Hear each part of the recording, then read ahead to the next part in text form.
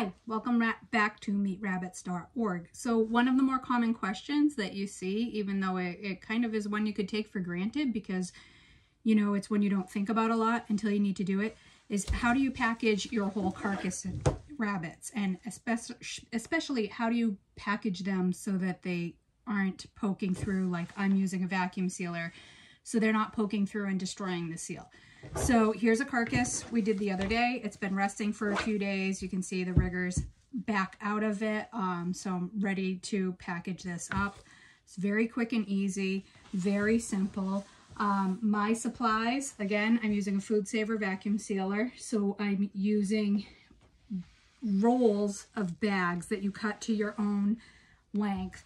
This is an 11-inch wide roll, and then I cut it, you cut it longer than you think. I probably have, I guess probably about 14 inches here, 14, 16 inches, because you need space for the carcass, and then you actually need quite a bit of space to leave for the vacuum sealing. You know, it needs an inch or two just in the sealer alone, and you need a little bit of head space in front of that so that when you put this on the vacuum sealer, it isn't too close, the meat isn't too close that it can't actually get in there to seal.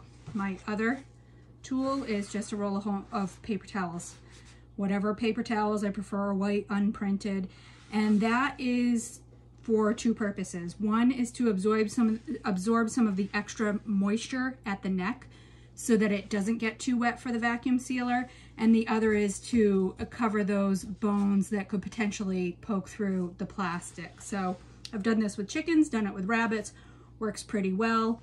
You know, like I said, not much to it, but it's kind of one of those things that you don't know until you know, and you kind of don't know until you experiment with it. So I've found that one of my issues with cooking whole rabbit is that sometimes you get some small bones in there, and because even when you slow cook it, like they easily fall apart. Their skeletons are really thin, the attachments are really thin. I don't like chewing on bone. I'm a person who doesn't like grit in like a clam or something, so I almost never touch them. So better for me if I can avoid that altogether. And my feeling is that in the rabbits, it's from the spine, the vertebrae, and mostly the neck if you're gonna get some small bones. So I've got some neck left on here. I'm gonna try and cut that off. Now, I'm not an expert, but I kind of feel like it's nice for people to know that, you know, we're all just homesteaders, just doing it, figuring out, and you don't have to be an expert to be able to grow and process your own meat. So I'm going to just make a cut kind of around the neck, ease the skin, and then I just, you know, kind of harsh with it. This is not going to look pretty. You don't have a lot to hold onto here. There's not a lot of neck left on this one. Kind of pull and twist. Sometimes, yeah, I've eased it enough so I could pull it right off. If not, you just slip your knife in between those joints and cut the rest. So now I've got a nice clean neck area. This I'm going to save. It's going to go into some grind that I'm making for some dog food. So here's one good trick, is to take your hind legs, tuck them in the front. So you can see the body cavity here, and I'm just gonna go ahead and push back a little bit on it, just free up if you have any of those vertebrae that are still a little frozen.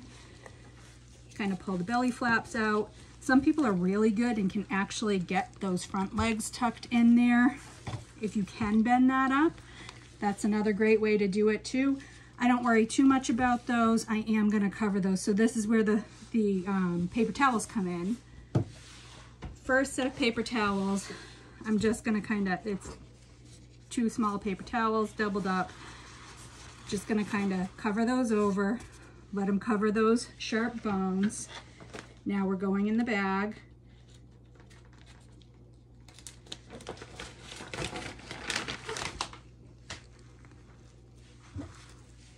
Those usually act as a pretty good handle. Kind of put them in butt first.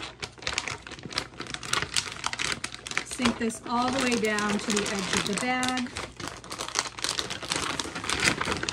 Kind of push it down there a little. Again, you know, you want it nice and compact. And then this second paper towel is going up over the neck there. Again, this is going to stop moisture when I put it in the food saver. It's going to kind of block the moisture there. It acts similar to those weird little gel packs that you get in with meat from a grocery store. Just tuck it around there. So now I've got this packaged so that all of the sharp bones are covered, and I have a little bit of a moisture barrier. And then it will go in the food saver. So bear with me a minute, and you might want to turn down your volume because it gets loud.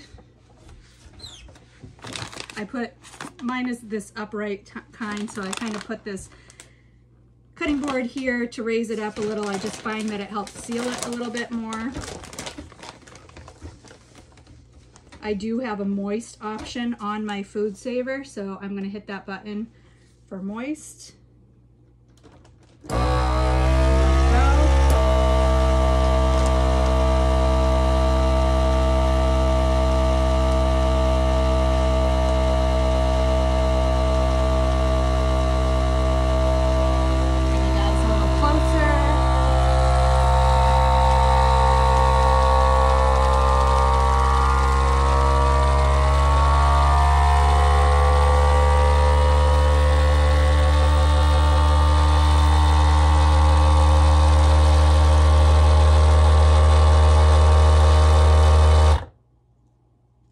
There we have it. All the air is sucked out.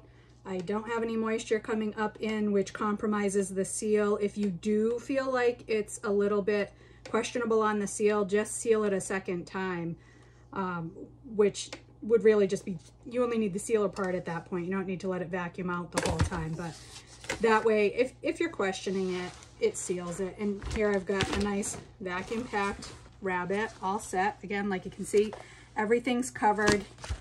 Moisture control, when you take this out, thaw it out, those paper towels are not a problem. They peel right off. Even, you know, when I've been rushing things and the carcass is still a little frozen, run it under a little cool water, you'll be able to peel them off. There's no big shakes there, but now I have a really nicely sealed rabbit. I'll go ahead and label this whole rabbit, date it if you like. And this is ready to go right in the freezer. We'll keep a really long time this way. Because it's all vacuum sealed up. You're going to get at least a year out of this, probably longer, but to be honest, like most of my meat just doesn't last that long in my freezer. So there you have it. Again, one of those things, easy to take for granted, but also really good to know. So that's all you need to know to package your own beautiful homegrown rabbits. Hope this helps. Come on over to meatrabbit.org, see what articles we've got there, other meat processing and recipes and videos, and you know, what else can we help you learn? Let us know in the questions in the comments.